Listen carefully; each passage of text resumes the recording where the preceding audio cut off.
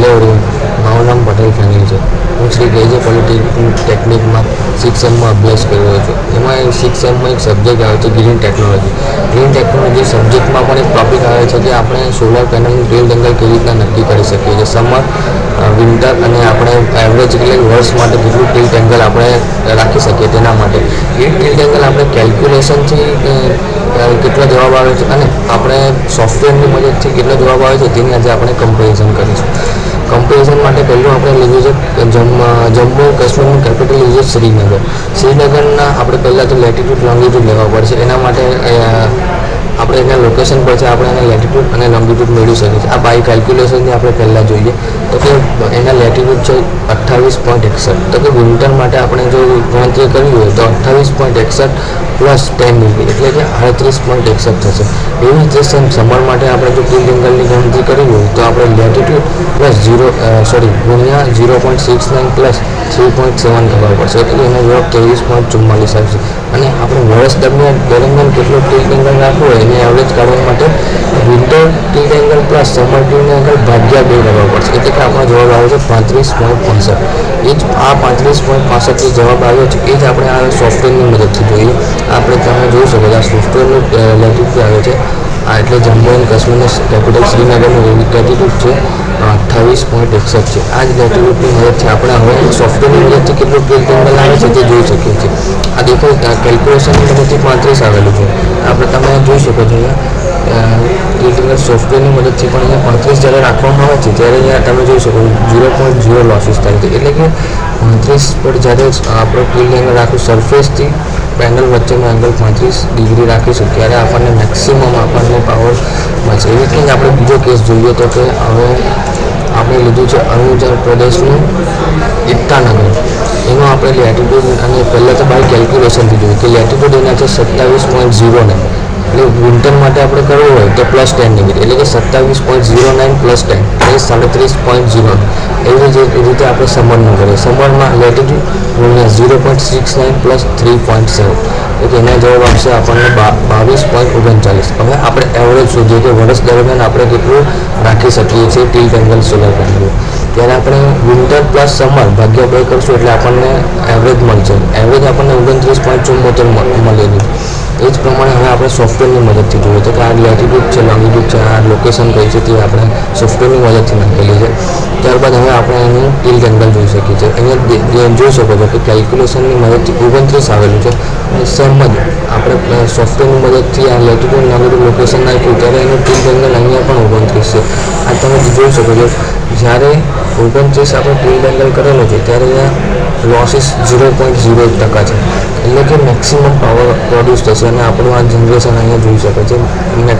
Generation પણ I think maximum જ થાય છે એ દરમિયાન.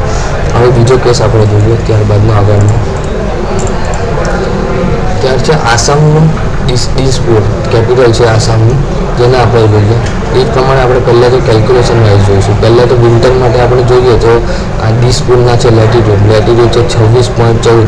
આપણે વિન્ટર માટે કરવું હોય તો પ્લસ 10 એટલે કે 36.14 થઈ જાય. ત્યારબાદ સમર માટે આપણે જોઈએ તો લેટિટ્યૂડ ગુણ્યા 0.69 પ્લસ 3.7 એટલે કે એનો જવાબ 21.73 આવે છે. આ બંનેનું એવરેજ એટલે કે આપણે વિન્ટર પ્લસ સમર ભાગ્યા 2 કરશું એટલે 28.93 આવશે.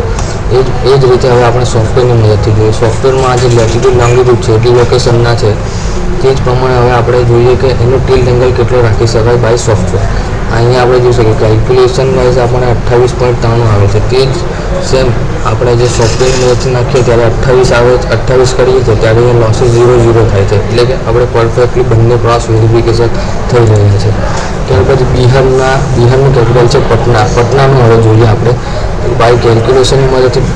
પટનાનું લેટિટ્યૂડ છે 25.59. વિન્ટર માટે આપણે પ્લસ 10 કરીશું એટલે કે જવાબ આવે છે 35.59. ઓકે.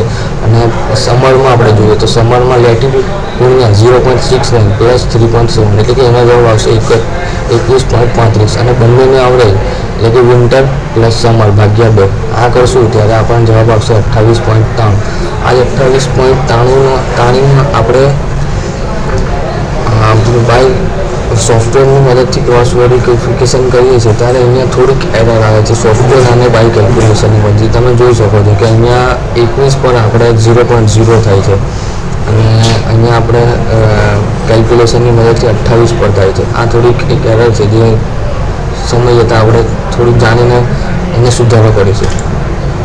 પછી જે છત્તીસગઢનું છે કેપિટલ રાયપુરનું આપણે જોઈએ તો કે એના લેટિટ્યૂડ છે 21.25 અને વિન્ટર માટે શોધવું હોય તો +10 એટલે કે 31.25.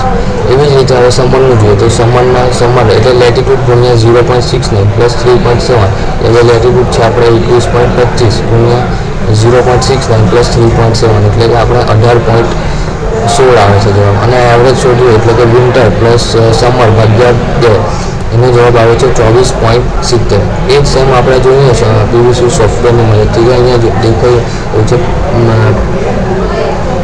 પેનલનો ટીલ એંગલ 40 રાખીએ છીએ ત્યારે અહીંયા આપણને 0.0 આપણને લોસીસ મળે છે. ત્યારે કે એટલે 24 પર આપણે જ્યારે રાખશું પેનલનો ટીલ એંગલ ત્યારે આપણને મેક્સિમમ આપણને પાવર પ્રોડ્યુસ થશે. હવે આપણે જોઈએ ગોવાનું પણજી કેપિટલ છે તેનું આપણે જોઈએ. ફોર વિન્ટર માટે લેટિટ્યૂડ +10 એટલે પણજીના આપણે લેટિટ્યૂડ છે 50.50 +10 એટલે કે 25.50 જવાબ આવે.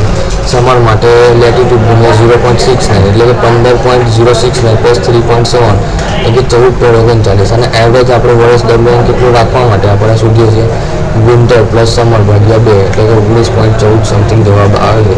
એ જ જવાબને આપણે હવે ક્રોસ વેરિફિકેશન કરીએ પીવીસી સોફ્ટવેર થ્રુ તો આપણે જોઈ શકીએ છીએ અહીંયા 19 જ્યારે ટીલ એંગલ રાખે છે 19 ડિગ્રી ત્યારે આપણને અહીંયા લોસીસ આપણને 0.0% મળે છે. એટલે કે જ્યારે 19 પર રાખીએ ત્યારે જ આપણને મેક્સિમમ આપણને પાવર પ્રોડ્યુસ થશે. તેવી જ રીતે ગુજરાતનું ગાંધીનગર કેપિટલ છે તેનું આપણે જોઈએ. તેના લેટિટ્યૂડ છે 23.21. તે પ્રમાણે આવી રીતના આપણને વિન્ટરનું શોધી લેવું. ત્યારબાદ સમરનું આપણે લેટિટ્યૂડ ગુણ્યા 0.69 + 3.7 એટલે કે આપણને સમરનું મળી ગયું. સમર અને વિન્ટરનું આપણે એવરેજ કાઢ્યું તો આપણને વર્ષનું મળશે. એટલે કે હવે વર્ષનું આપણને મળ્યું છે 26.46 ડિગ્રી.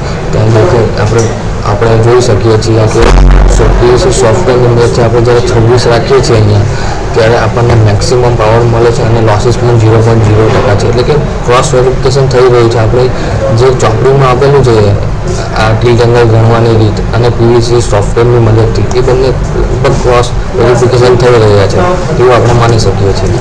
ત્યારબાદ છે ચંદીગઢ હરિયાણા સોરી.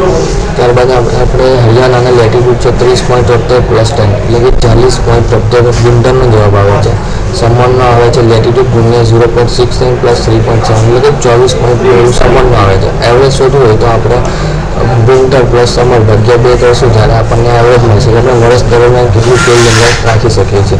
જોઈ શકે છે કે 32.80 જવાબ આવી રહ્યો છે.